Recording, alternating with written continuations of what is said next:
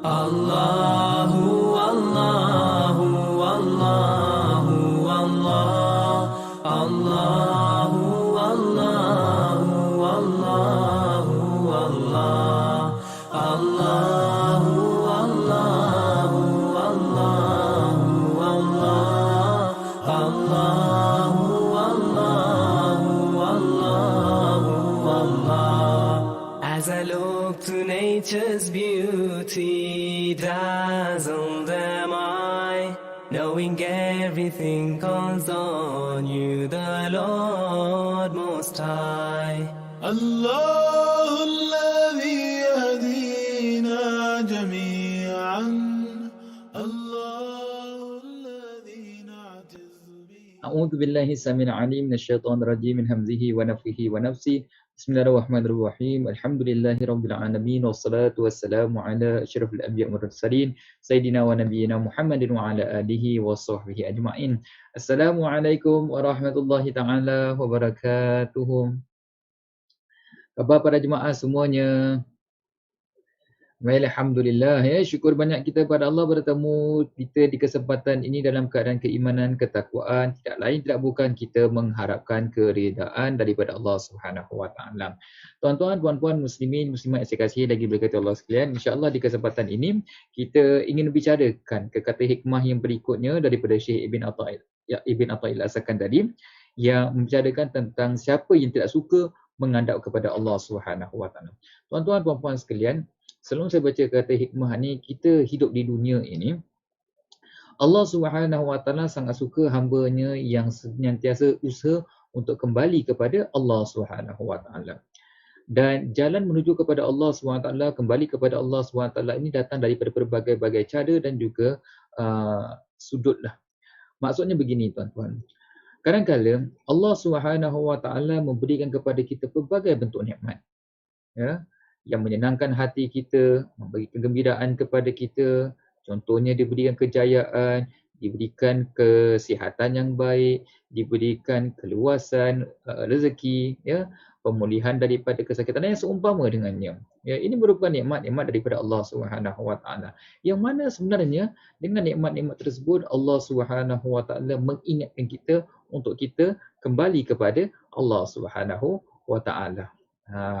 Tapi manusia, tuan-tuan puan-puan sekalian, ada kalanya apabila ia diberikan nikmat, dia tidak merasakan bahawasanya ia itu wajib kembali kepada Allah SWT. Dia tak merasakan nikmat itu sebenarnya untuk dia mengingatkan dirinya untuk kembali kepada Allah, mendekatkan lagi dirinya kepada Allah untuk lebih mensyukuri Allah Subhanahu Wa Taala atas segala pemberiannya. Nah, apabila perkara itu berlaku seperti itu, maka jangan disalahkan.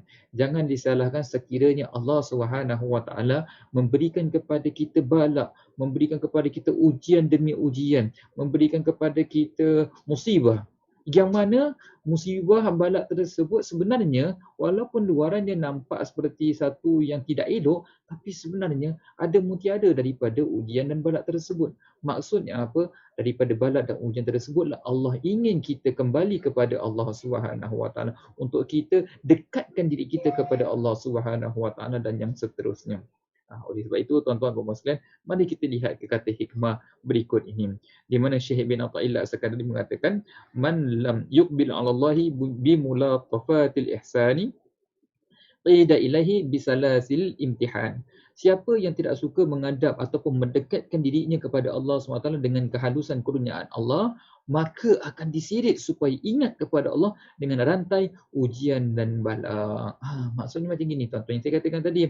Maknanya, kalau kita tak suka dekatkan diri kita kepada Allah dengan kehalusan kurniaan Allah, Allah berikan kepada kita pelbagai bentuk nikmat, kebaikan, kan? Tapi kita masih lagi tak nak suka dekatkan diri kita kepada Allah Subhanahu Wa Taala. Maka apa yang berlaku? Maka ia akan disirit supaya ingat kepada Allah dengan rantai ujian dan bala. Kerana akhirnya kita semuanya memerlukan kepada Allah Subhanahu Wa Taala, kan begitu? Jadi sama ada kita datang kepada Allah SWT dalam keadaan kelembutan, ya, dalam keadaan terhormat, ataupun kita datang kepada Allah Subhanahu Wa Taala seperti kita disirit apabila kita berhadapan dengan ujian, bala, musibah dan yang seumpama dengannya. Pada ketika itu juga kita akan datang kepada Allah SWT.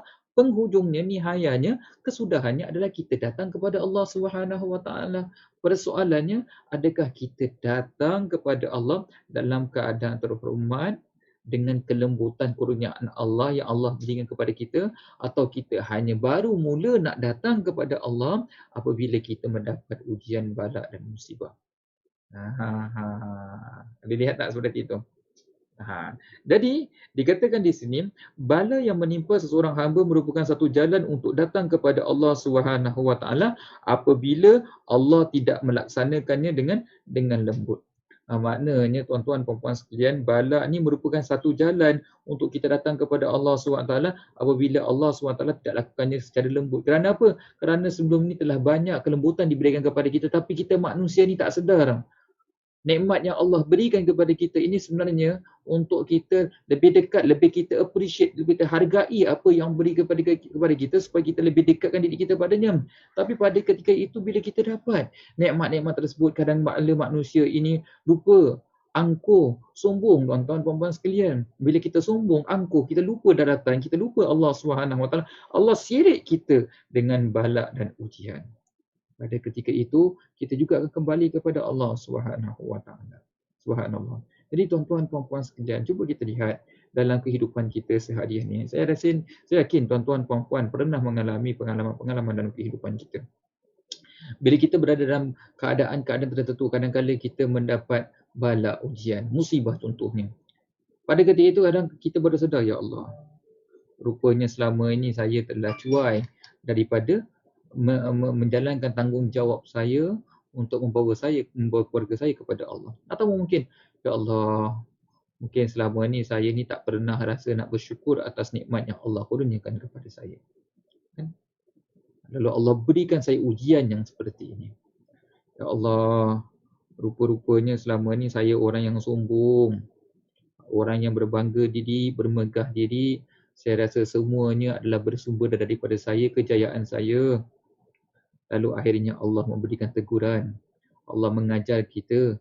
Allah memberikan musibah kepada kita. Allah membuatkan orang tak senang kepada kita. Orang benci kepada kita. Kan?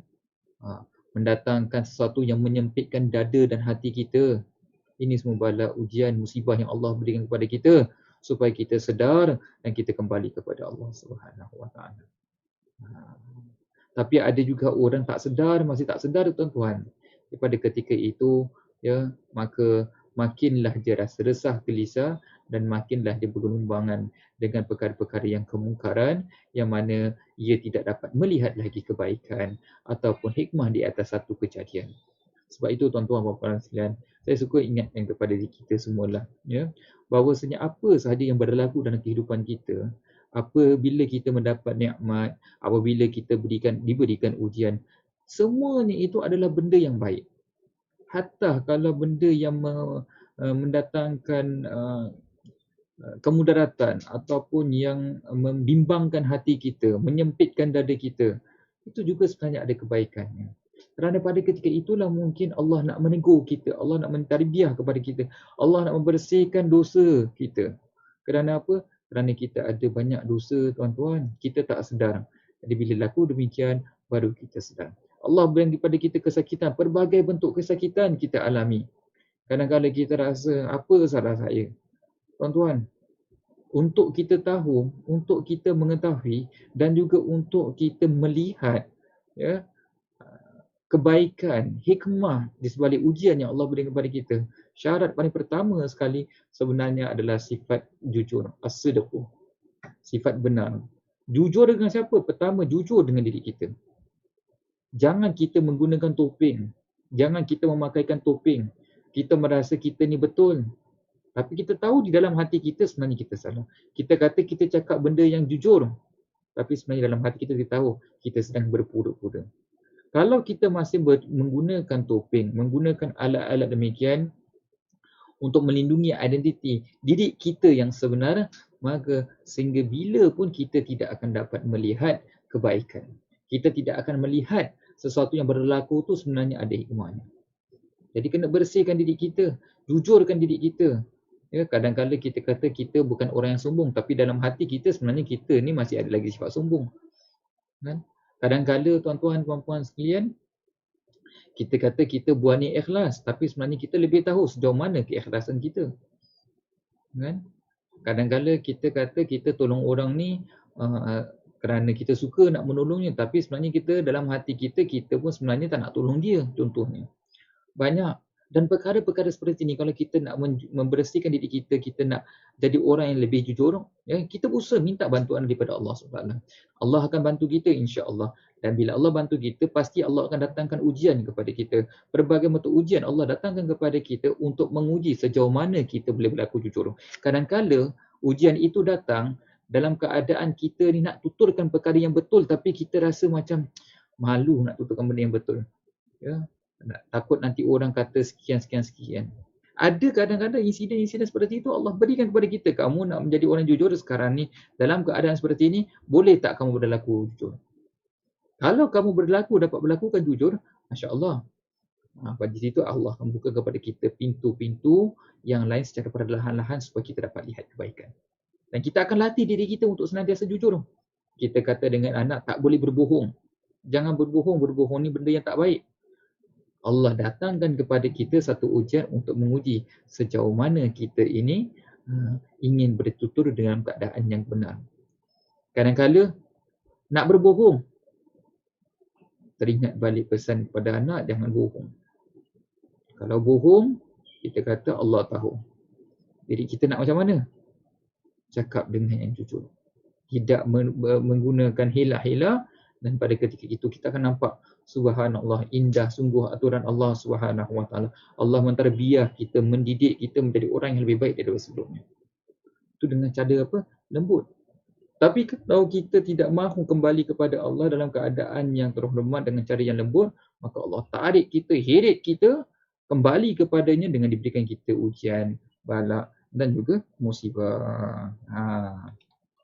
Lepas tu tuan-tuan puan-puan sekalian, ya, bila kena bala pun ada kebaikan dia. Kadang kita tak perasan, kita tak tahu. Kita benci, kadang-kadang orang sekeliling kita tak faham benda tu. Tapi sebenarnya ada kebaikannya. Ya, sebenarnya masih banyak perkara yang kita tak faham, tuan-tuan dan puan sekalian, ya. Jadi inilah dia. Kemudian Ibn Abbas berkata, jiwa yang mulia menghadap Allah Subhanahu Wa Taala dengan penuh lembut ihsannya, mendampingi kelebihan dan kurniaannya. Sebaliknya jiwa yang keji tidak diseret kecuali dengan rantai-rantai ujian. Jiwa yang keji akan diuji senantiasa. Lepas satu daripadanya dengan bala pada harta dan tubuh badannya, mudah-mudahan dia kembali. Harta yang banyak yang selama ni buatkan dia lalai daripada mengingati Allah, semakin jauh daripada Allah Subhanahu Wa Taala, kan? Diberikan ujian, hilang hartanya. Kembali tak dia kepada Allah Subhanahu Wa Taala. Kembali kepada Allah Subhanahu Wa Taala, mudah-mudahan. Kan? Kesihatan yang ada pada tubuh badan tidak digunakan, tidak dimanfaatkan kepada perkara-perkara yang baik, bahkan yang asas pun tak dilaksanakan, Allah datangkan kesakitan. Bila datang kesakitan, supaya apa? Supaya kita sedar selama ini kita telah cuai menjalankan tanggungjawab kita sebagai hamba kepada Allah Subhanahu Wa Taala. Kita kembali kepada Allah Subhanahu Wa Taala. Kan? Tapi benda-benda seperti ini, tuan-tuan ingat, ya, benda seperti ini orang di luar tak tahu. Orang-orang di sekeliling kita tak tahu, ya, apa yang sedang dialami oleh kita. Tuan-tuan, puan-puan yang dalam perjalanan menuju kepada Allah Subhanahu Wa Taala, kalau kita diberikan perkara tersebut, kita tahu apa punca perkara ini boleh berlaku seperti ini. Jujur, tuan-tuan, tak perlu kita nak berselindung, ya. Jujur pada diri kita, kan? Tak perlu pun cakap kepada orang, tapi jujur pada diri kita, kita akan tahu sebenarnya, subhanallah, ada kesilapan yang kita lakukan sehingga kan kita mendapat ujian-ujian balak seperti ini. Orang luar kata tak apalah, Allah nak bersihkan dosa, ya Allah sayang kepada kamu. Boleh jadi benda-benda tu adalah benar, tuan-tuan, puan-puan sekalian. Tapi yang lebih baik adalah kita sendiri mengetahui. Kita tahu apakah sebabnya. Ya, mungkin ada kecuaian kita, ya. Mungkin kita ni mungkin jauh daripadanya dan yang seumpama dengannya. Ya. Boleh, tuan-tuan, puan-puan sekalian? Jadi apa yang boleh kita dapat pelajari daripada perkongsian kita pada kesempatan ini? Ingat, tuan-tuan, puan-puan sekalian, apa sahaja yang Allah berikan kepada kita di dunia ini dalam bentuk berbagai nikmat yang menyenangkan hati kita, boleh jadi itu merupakan teguran Allah Subhanahu Wa Taala, kelembutan Allah Subhanahu Wa Taala dalam menyuruh kita untuk lebih mendekatkan diri kita kepadanya. Dekat diri kepada Allah SWT. Namun pada waktu yang sama tuan-tuan, sekiranya kita mendapat ujian bala, musibah contohnya, bertubi-tubi kita tak tahu apa jawapannya, boleh jadi Allah SWT sedang mengheret kita, ya, untuk mendekatkan diri kita kepadanya melalui bala ujian dan musibah-musibah tersebut supaya kita kembali kepada Allah Subhanahu Wa Taala. Kerana akhirnya dua-dua jalan tersebut adalah jalan menuju kepada Allah SWT, satu dalam bentuk kelembutan, satu dalam keadaan bentuk yang mungkin diseret ataupun lebih keras sedikit daripada yang satu lagi. Tapi kedua-duanya kalau dapat demikian, jangan kita kata sekali-kali kita katakan tak baik, Allah tak adil dan sebagainya. Tidak.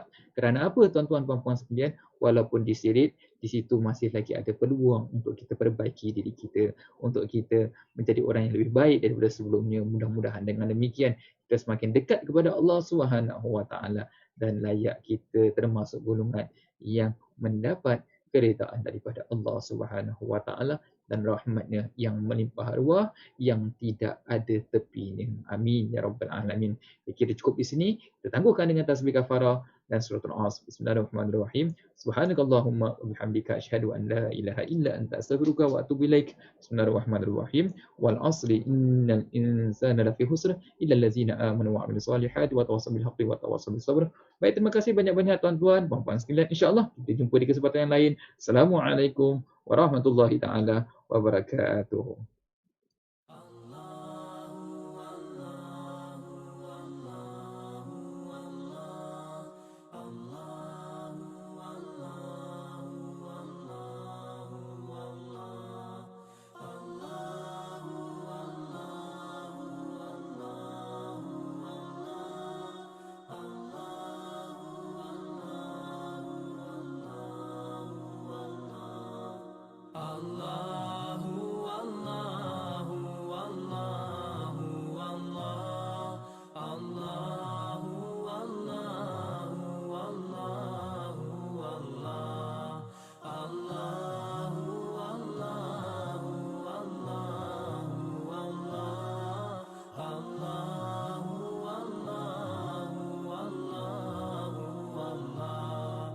As I look to nature's beauty